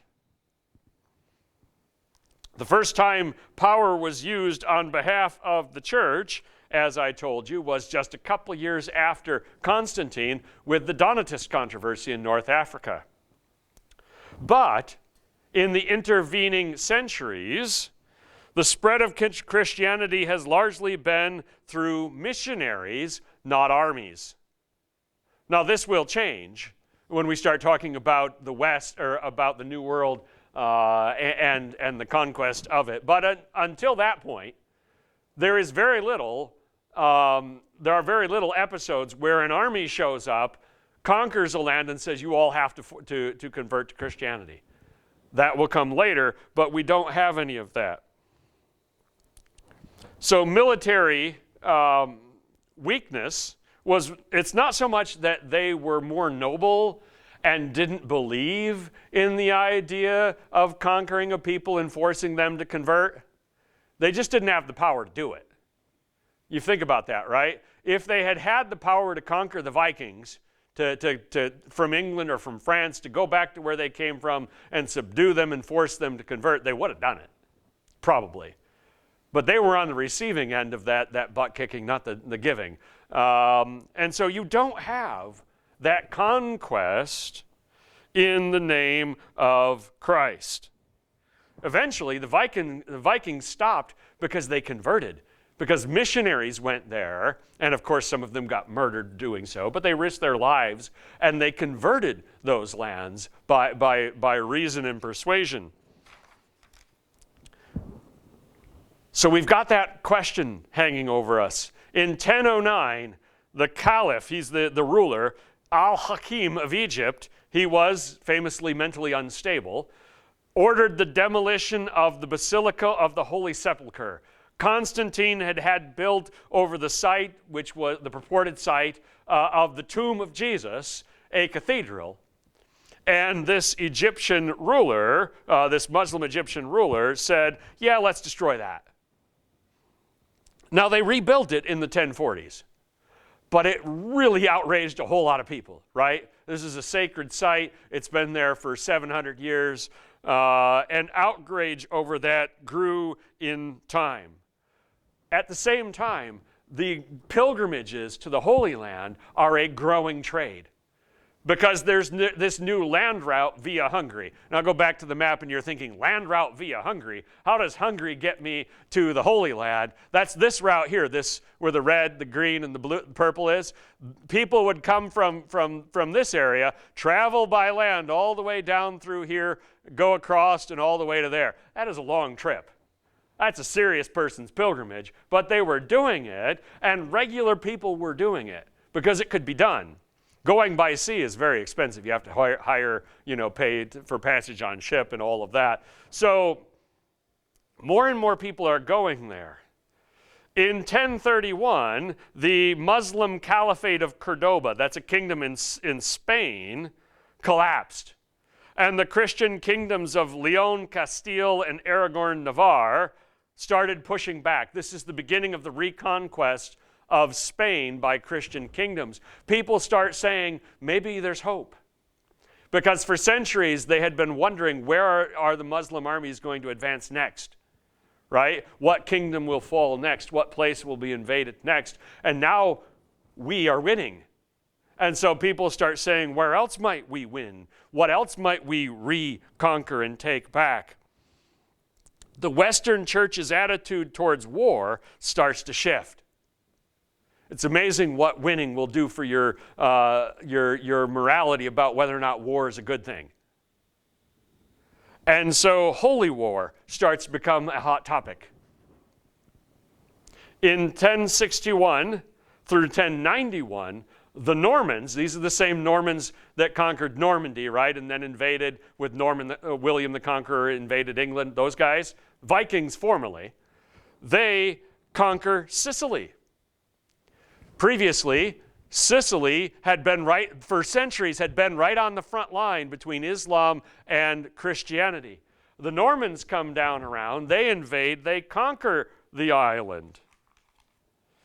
Pope Alexander II sent the Norman king, a man named Roger, a banner, a Christian banner to display in commemoration of his conquest. In other words, a official papal stamp of approval. I approve this message kind of thing, right? Unfortunately, we're in the political season. And so the Pope said, you did a good thing by conquering Sicily in the name of Christ. At that point, Pope Gregory VII said, we need a crusade. We need to take back the Holy Land, but it was a little premature. Nobody listened to it yet. But that rumbling is there. Then in 1095, Urban II gets things rolling. He received an appeal from the Byzantine emperor, a man named Alexios Komnenos, calling for help.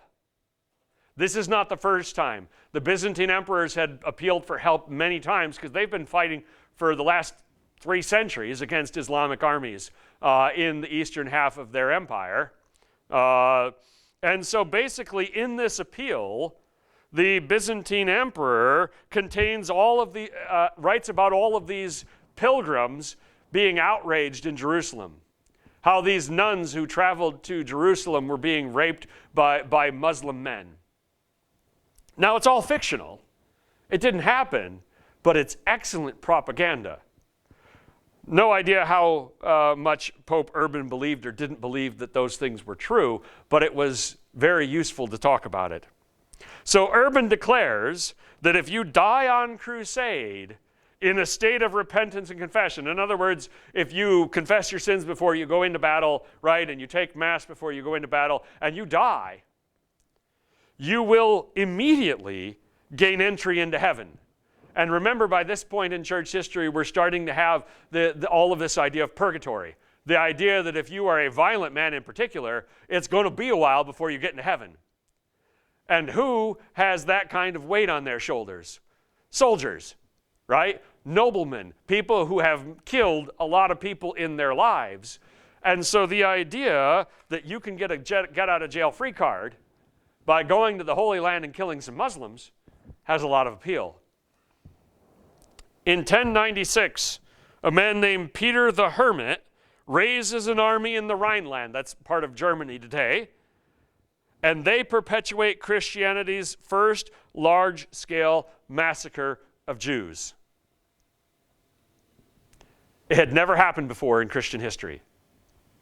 There had been incidences here and there of violence, of desecration of a synagogue here or there and whatnot. But this is the first time that a rampaging army or a mob started slaughtering Jews. And it will become a theme of the Crusades: unintended consequences and collateral damage. This is an army that he put together in the Rhineland, expecting they'd go through Hungary, through Constantinople, all the way down to Jerusalem to fight. And they slaughtered Jews in Germany. So that wasn't the intention in the beginning. That wasn't the goal in the beginning, but it's what happened. And if you learn anything about the Crusades from me in this section, learn that what we set out to do is not what we ended up doing. That is the theme. And this is the start of the scourge of anti-Semitism within the church, leading to organized violence. It's not the beginning of anti-Semitism, but this is the first time that we see organized violence. Unfortunately, next week we'll talk about the fact that it's obviously not the last time. In 1099, that first Crusader army captured Antioch, which was a major upset. Nobody expected them to. Then they went on and they captured Jerusalem, which was a shock. Most of the Muslim and Jewish population of Jerusalem at the time was slaughtered. The stories of how bloody and vicious that aftermath of that battle, of that siege was, are horrific.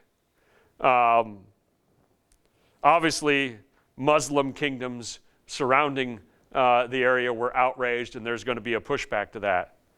From a strategic standpoint, the First Crusade was an unlikely success. And it raised expectation. The Christian armies thought, this ain't so hard, right? They're walking around saying, I came, I saw, I kicked some butt, right? This wasn't so hard. But this let the Muslims know that the Crusader armies were a real deal. And so they're going to get organized and they're going to fight back. The First Crusade is by far the most successful expedition. This is the only one that actually accomplished its goals and actually got much done. They will hold the city of Jerusalem from 1099 to 1187. That's not that long. It will be recaptured by Salah ad-Din. If you've seen the movie Kingdom of Heaven with Orlando Bloom, that's more or less what this is about. It's not very historically accurate, but that one of the characters in that is Salah ad-Din, and it's about the recapture of Jerusalem. The Christian armies will be expelled from Palestine for good in 1291, so 200 years after they showed up. And the last Western presence in the eastern half of the Mediterranean will end in 1669 when the island of Crete is recaptured from Venice. So in the end, Jerusalem was held for 88 years, Palestine for 192, and some islands in the eastern Mediterranean for 570. That's the long story short. Unfortunately, there are more crusades coming, more fighting, more death, more of all of that. One thing that comes out of the Crusades before we look at the Second, Third, and Fourth Crusade in quick order are the military orders, and this is something new. We talked about that question, is the church militant or not? This is the answer, yes. These people, okay? This is a new variant. Remember the monastic ideal of living in a monastery and being celibate and growing food and writing books. This is the new zeal, joining a military order. Early saints like Sergius and Martin and George had renounced the fact that they had been soldiers and said, now that I'm a Christian, I can't be a soldier anymore. This is the opposite of that.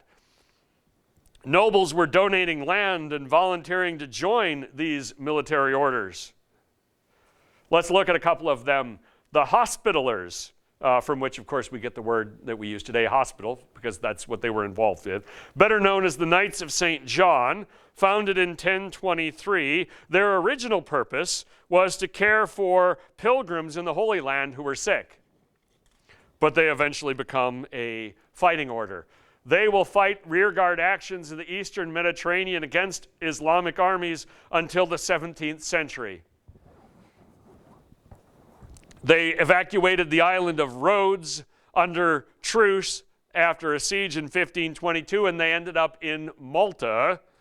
And they will hold that island during a brutal siege in 1565. The book there, The Siege of Malta, The Battle of Lepanto, and the Contest for the Center of the World by Roger Crowley. I can highly recommend it. It's a fascinating book about their warfare against the Muslim armies in the eastern Mediterranean. They are a small force. There's only a few hundred knights. But they have a massive impact on this ongoing war along the borders between Muslim and Christian in the Mediterranean.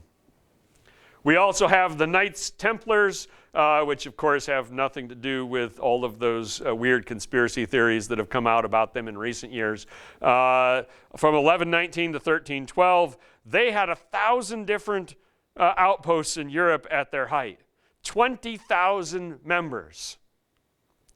But in 1307, King Philip IV convinced the Pope to suppress them. Why? Because Philip IV owed a lot of money to the Templars, and he didn't want to pay it back. There's simple explanations for a lot of these things.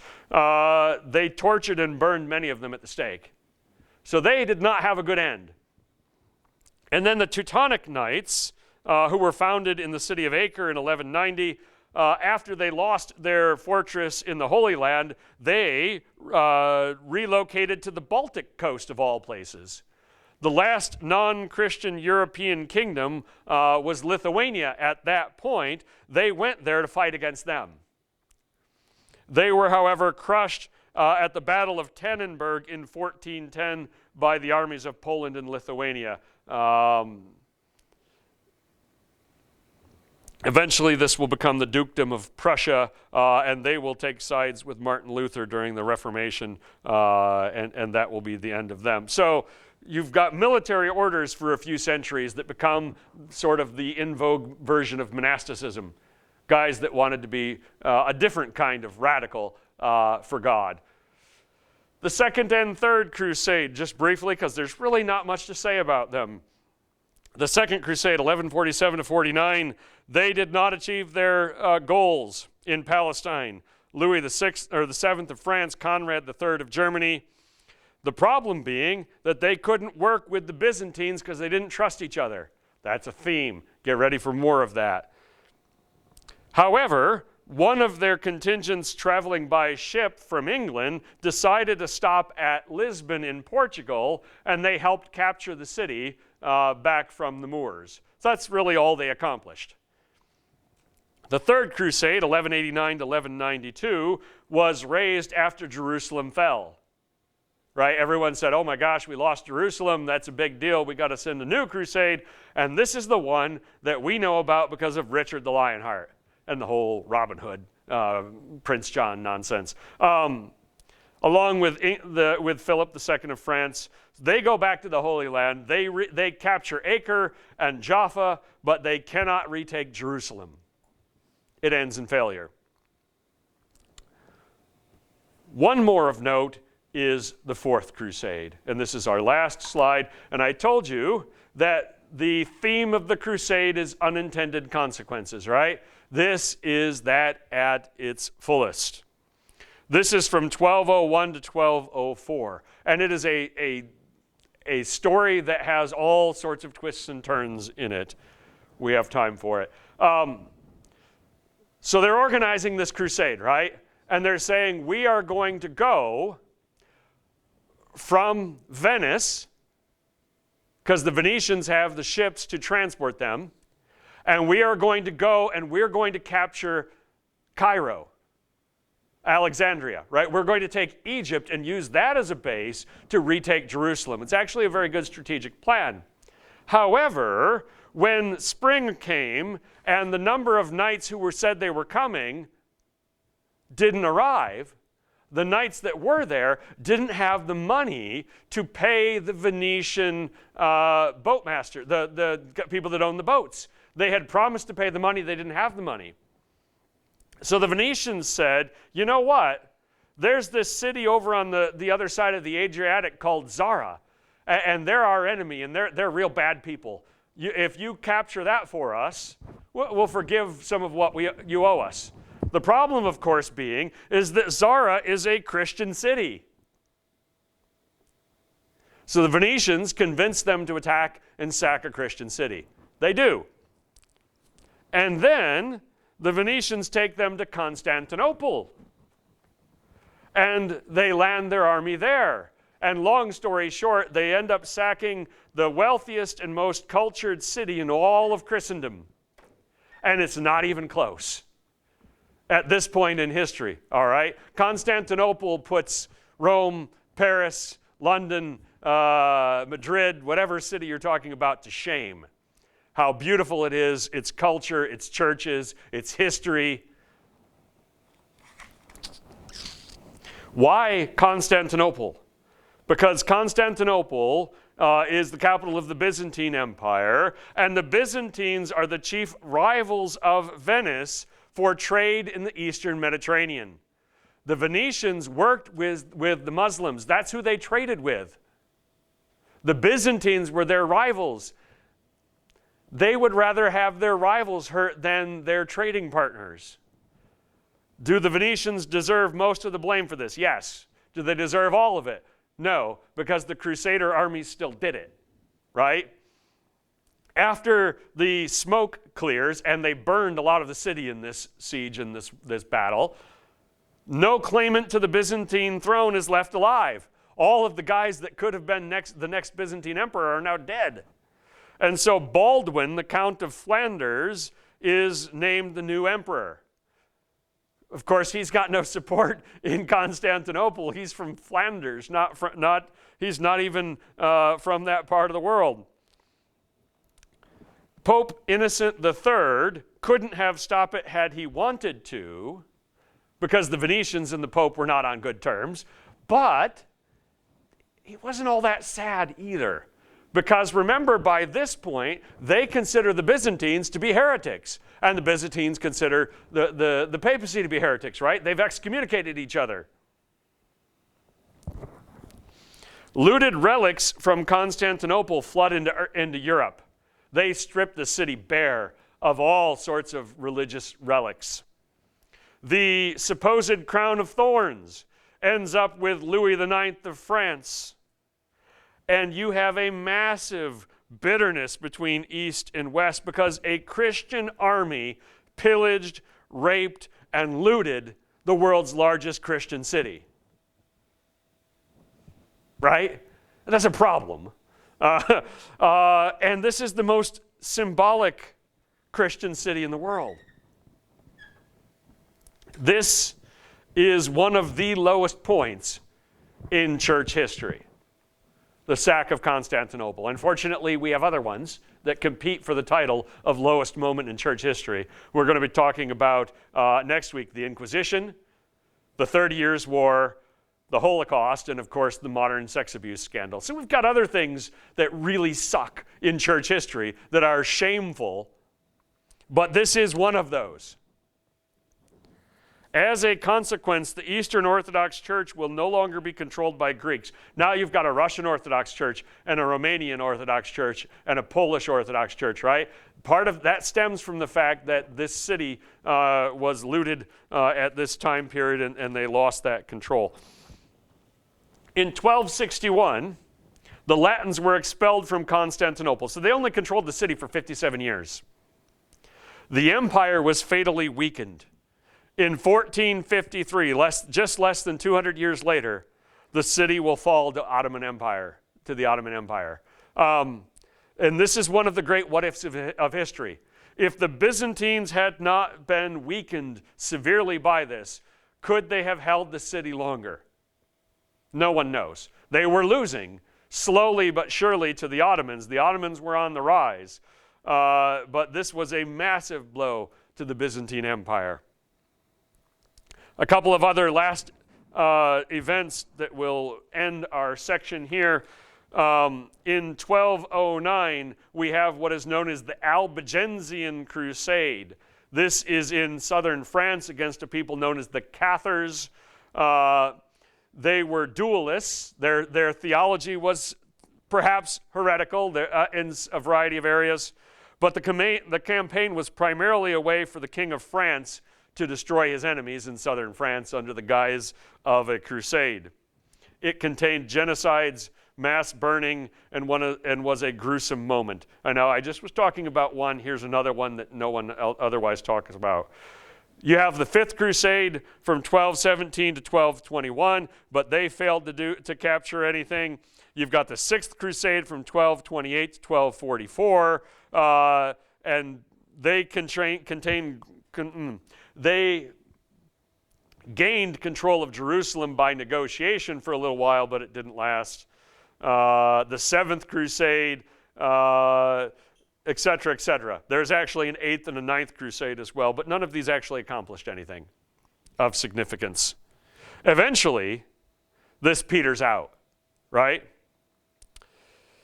Because the popes are declaring crusades against all sorts of people. They're declaring crusades in Italy against their political rivals. They're declaring crusades against the Holy Roman Emperor. And people start to realize this thing's just a sham. All right? Whatever it was supposed to be in the beginning, it's not that anymore. But notice how the militant church expanded the ways in which it used force, right?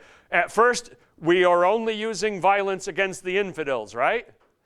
Then we have to use it against heretics. And then we have to use it against people that aren't even heretics, but they're rivals. That's what that's what happens when you start doing this. Other quick events to make note of before we start talking about the Reformation next week that will obviously have an impact. The Black Death in 1348, raging across Europe. The fall of the Armenian Christian kingdom to Muslim armies in 1375. And then at the end of that century, the Ottomans will be advancing into Greece and Serbia and Bulgaria. And so they're coming up the Balkans, right? And so in the backdrop of the Reformation, don't forget that this fight between Christianity and Islam is still raging, and especially raging in Central and Southern Europe. And that's the rest of it. I've got a few other little tidbits like that, but we'll save them because our time is up. Closing thoughts, questions about the Crusades? I have a question. Sure. It goes back to Urban the Second and First Crusade. All right. You were saying that the Pope had made whatever. That Yep. If you went on a crusade in the state of repentance and confession, that would guarantee you immediate entry into heaven. And I remember reading about medieval manuals on how to die well. Mm-hmm. And you wanted, as a medieval person, to not die suddenly, because then you would not be able to repent of your sin. Sure. And so I'm thinking, if these men went out and didn't repent, is God still going to allow them to be in heaven? Well, so the theology of what Pope Urban said about dying in battle is obviously highly suspect, because nowhere did the scriptures talk about such a thing. That was his decision, and that was his rationale. But yes, you're right. People in the Middle Ages were very obsessed about making sure that they had all their ducks in a row, so they didn't die in a place that wasn't a state of grace, right? In a way that they didn't have all their sins confessed, that they hadn't been absolved, because they were afraid of purgatory. They were afraid that they wouldn't get into heaven very quickly. All of that, as you remember, back the train up, that is all a consequence, boom, boom, boom, down the road, of people being terrified of original sin, as Augustine had defined it, and saying that saints help us, we need help because we're so low. They're forgetting about him teaching about grace, and remembering primarily him teaching about sin. Sometimes that happens. Obviously, people get obsessed with one thing and forget about the other. But absolutely. Now, also, I didn't mention that, but when I started talking about Urban saying that if you die fighting the infidel, you go to heaven, that sounds an awful lot like a jihadist, right? That's where you've heard of that. Christianity has that in its history. We just left it behind a while ago. But we have that moment in our history where people were saying murdering other people in the name of God is the way to make God happy. It lasted far too long in the grand scheme of things, but thankfully it's by and large been consigned to the history we would rather forget about. Any other closing questions, thoughts about the Crusades or any of these other topics? Sure. This whole, this is really good. I really enjoyed it. Well, thank you. This whole era that we've been talking about tonight, it seems to be run by people who say that God's on their side because the circumstances goes their way, so God must be behind them, or by people trying to interpret who and what God is just for the power's sake. But all Yeah. it's actually the Word of God.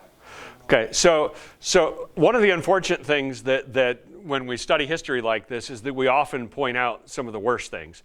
You've got average, everyday, ordinary people just living their lives, going to church, saying their prayers, giving to the church, being kind to the neighbors, following right in the footsteps of Jesus and listening to the scriptures. Average, ordinary people are always doing that. The people that make history in this sense are often the people that go against that. the emperors or the popes or the radicals that do things that unfortunately have made that difference. Again, think about all of those monks and all of those nuns living out their lives in devotion. Whether or not you agree that celibacy was a worthwhile thing to give up to please God, they were doing it from the right place in their heart, for the most part, and serving their fellow man. Eventually, even though I think it was a bad idea and misguided ideas about human sexuality and marriage and all of that, they eventually got to a place where the monasteries and the nunneries were filling an important role in society. Of taking care of the sick. Nobody else was doing that. Of feeding the poor. Nobody else had the resources to do that. Of maintaining scholarship and education when no one else, when your average noble person is more concerned with fighting. So even an idea that wasn't the best idea, God was able to use through that time period for great good. And so you have both of those things competing throughout all of church history. You've got heroes, you've got villains, you've got people following the scriptures, you've got people interpreting them in ways that are horrific. And you can find both, depending on what you want to look at. You read about the Crusades, you're going to get more of the bad and less of the good, simply because of the nature of what it was. And of course, we have to learn about the Crusades because it still impacts the world today. All right? If you remember, after 9/11, President Bush inadvertently used the word crusade. And that was broadcast all throughout the Muslim world. They were like, holy crap, here comes the next crusade. And he took it back and he's like, I didn't mean crusade. But it resonated. Because even though it's been 800 years, this was a big deal to them, and it left scars and it left anger and all of that stuff. And so, and again, so you've got the question of warfare, you've got the question of monasticism, you've got the question of power, but all throughout this, you have people worshiping, serving, and doing what they should be doing. They just don't get in the history books, unfortunately, quite as easily. Well, that makes sense. Yeah, well, that's sort of the way it is. And the Bible's like that too, right? You've got some great heroes and some huge villains. You don't really learn much about the average ordinary people just living out their lives, right? Because what would you write down about them? They lived, they got married, they farmed the land, they died. That doesn't get into the story. So, yep. All right. Unless there's anything else, we'll call it good there, and then we got one more section next week. Thank you. Oh, you're most welcome.